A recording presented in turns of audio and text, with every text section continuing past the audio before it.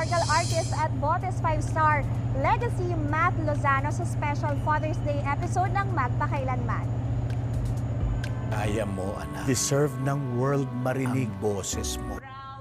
Yan ang Papa's Boy, the Arnulfo and Alfred's Blanche story.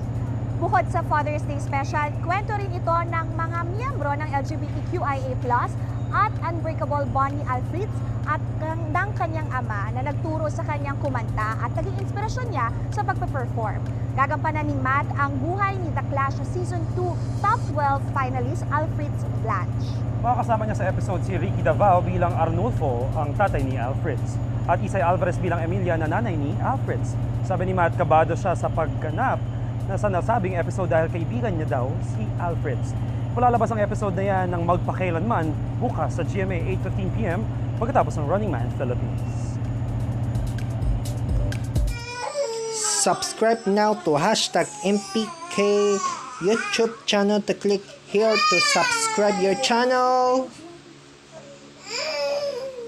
and click the notifications bell to below.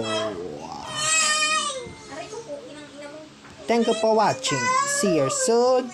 Bye-bye.